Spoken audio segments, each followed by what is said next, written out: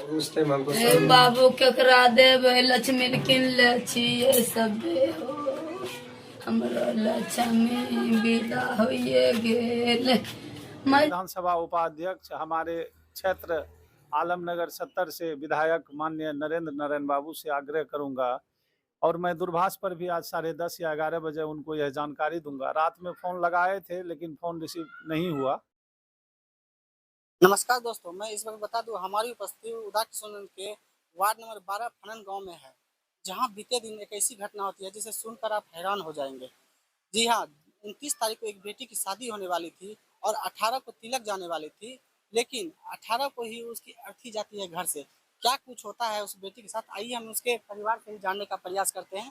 तो आप बने रहे हमारे चैनल में। यहाँ उसकी माँ है जिससे हम जानने का प्रयास करते हैं क्या कुछ हुआ था। क्या नाम हुआ? लता देवी। का जोर से बोलिए। लता देवी। क्या कुछ हुआ था? बेटी जे गेले जरना नेल चाय बनबेले सरफ काटे लेलके। अच्छा, सूचना कैसे मिली? सूचना मिले हमरा बेटी कल के मम्मी कोंची काटे गरम भागी गेले नहीं देखल। मतलब वो खुद आई घर बोलने के लिए? हां, पहले तब गेलिए जरबा के लग तब हॉस्पिटल भागलिए। हॉस्पिटल जेते से बेटी हमरा खत्म भ गेले। अच्छा, सर्फ काटने के बाद आप पहले कहाँ गए थे? हम बथौन गेल रहिए झाड़ू लगबे रे बचिया।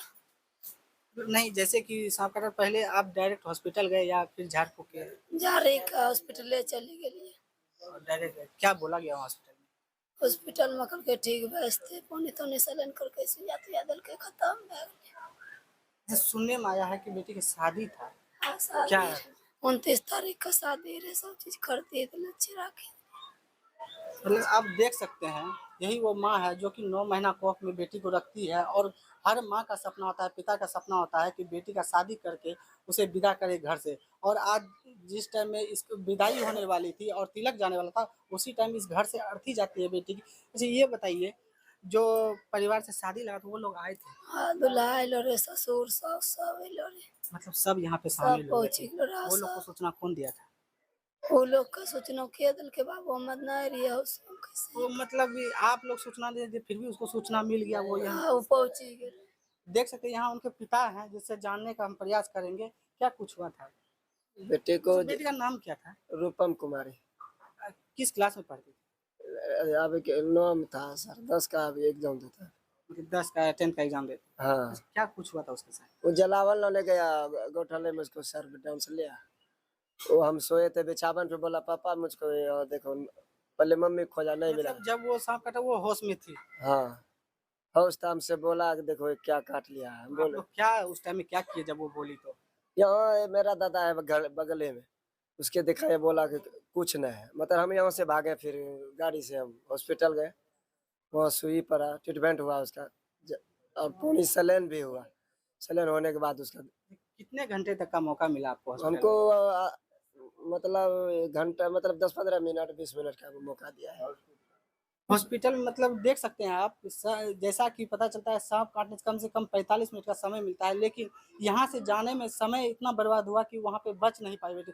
और यहाँ आप देख सकते हैं, यही दादा है, आप ही मौका नहीं दिए हैं? हाँ जी, आप ही दिए हैं पोती का? आग हम देख सकते हैं जो जैसा कि एक दादा को पोता या बेटा आग देते हैं, आज यहाँ एक दादा जो है, दादाजी वो अपनी पोती को मुख अग्नि दिए हैं। तो क्या कुछ हुआ था बताइए। जलावन लाने के लिए गया, उस गोठला में सर्फ ने उसको डंस लिया। बस वो आकर के हाँ बोली कि हमको कौन चीज ने काट लिया, सर्फ था।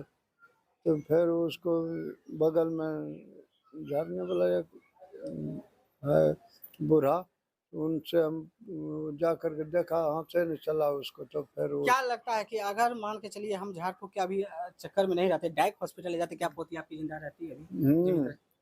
तब तो जाने में लेट हो गया।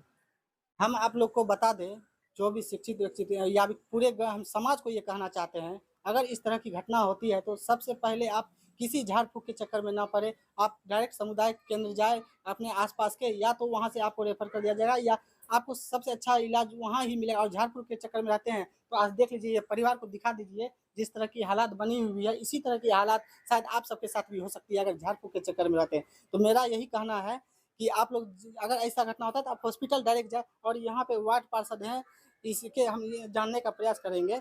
सर, आपके गांव में इस तरह की घटना होती है, क्या कुछ कहेंगे? सुबह में 6 बजे, पौने 6 बजे लगभग इसी गांव में एक पंचायत था। सर, नाम बता दीजिए। मेरा नाम संजय मंडल हुआ और वर्तमान जिला के उपाध्यक्ष भी हैं, पार्षद प्रतिनिधि भी हैं वार्ड संख्या 12 से।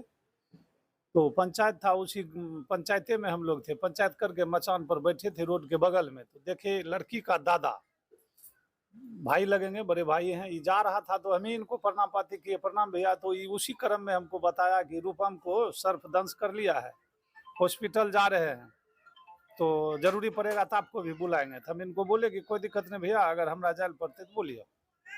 वहाँ पहुँचा, आधा घंटा के बाद हमको फ़ोन किया कि मृत्यु हो गया। तो फिर ये लोग प्रयास किया घर लाने के लिए, फिर आगे हम भी बात किए, तो फिर ये लोग को समझाए कि पोस्टमार्टम अगर करा लेते हैं तो सरकार की तरफ से जो सहायता राशि मिलने वाला है वो आपको मिलेगा, इसलिए आप पोस्टमार्टम करा लीजिए। तो फिर ये लोग सहमत हुए। फिर थाना अध्यक्ष महोदय सुधाकर बाबू से हमने बातचीत किया, यह घटना की जानकारी दिए उनको। उन्होंने फिर प्रशासन को भेजा, हॉस्पिटल का जो भी पदाधिकारी थे, डॉक्टर थे और पुलिस प्रशासन थे, सब इनको मदद किए। कागजी प्रक्रिया विधि सम्मत पूरी करके इनको पोस्टमार्टम के लिए मधेपुरा भेजा। वहाँ से फिर रिटर्न जो है 3 बजे लगभग गांव आए। फिर हम लोग भी आए। यहाँ आने के बाद देखे जो हिंदू धर्म का विधि विधान होता है उस हिसाब से उनका दाह संस्कार किया गया। उसी क्रम में मैं अपने तरफ से भी जो पूर्व से देते आ रहे हैं सहायता राशि वो हम दिए।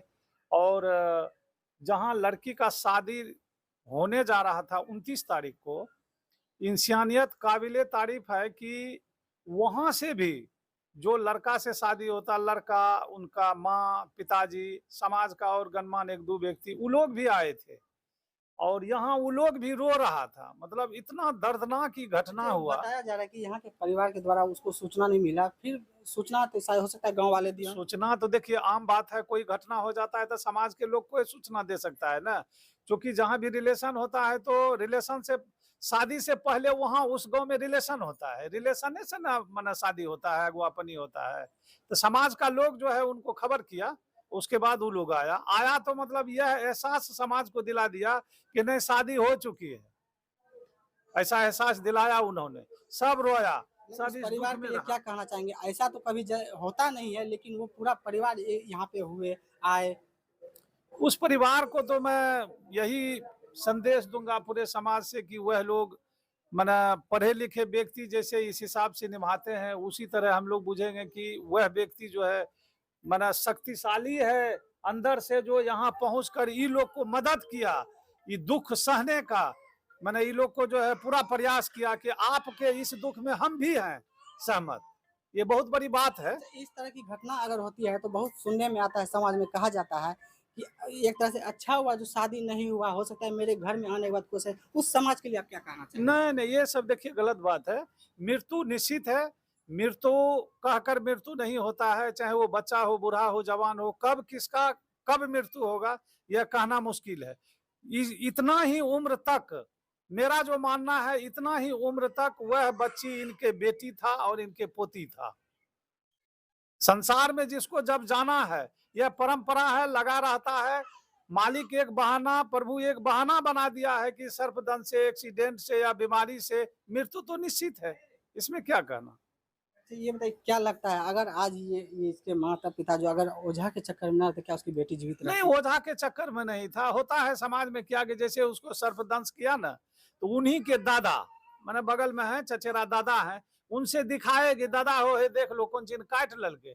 तो उन्होंने जो है हाथ चलाकर देखा, 2 मिनट के अंदर में उन्होंने कहा कि हॉस्पिटल लेकर जाओ, इसको वहां दिखा दो। तो हॉस्पिटल गया, वहां ट्रीटमेंट हुआ, ट्रीटमेंट के दौरान जो है मृत्यु हो गया उसका। जैसा कि यहाँ पे वार्ड पार्षद द्वारा बताया जा। अच्छा, एक बात बताइए, आप बेटी का जो शादी था, आप सारा चीज उसके लिए कर चुके थे व्यवस्था? सारा चीज कर लिए थे। क्या क्या ले चुके थे आप? खाना वाले को भी व्यवस्था कर लेते, टेंट वाले को भी, सामान जितना लगता है सभी ले चुके थे। पलंग अब आप देख सकते हैं कि यहाँ की स्थिति को तो मैंने दिखा दिया, और यहाँ पे जिस तरह की हालात बनी हुई है, एक बेटी का विदाई होने वाला था और माता पिता का सपना अधूरा रह गया। वार्ड पार्षद कुछ और भी कहना चाहते हैं? नहीं, और मैं यह आग्रह करता हूँ, माननीय बिहार विधानसभा उपाध्यक्ष हमारे क्षेत्र आलमनगर 70 से विधायक माननीय नरेंद्र नारायण बाबू से आग्रह करूंगा, और मैं दूरभाष पर भी आज 10:30 या 11 बजे उनको यह जानकारी दूंगा। रात में फ़ोन लगाए थे लेकिन फ़ोन रिसीव नहीं हुआ, तो आज दिन में फिर मैं बात करूंगा। सरकार की तरफ से जो सहायता राशि है वह अविलंब जितना जल्द हो दिलाने का उनसे मैं आग्रह करूंगा, और मुझे विश्वास है कि बहुत जल्द इनको सहायता राशि सरकार की तरफ से दिया जाएगा।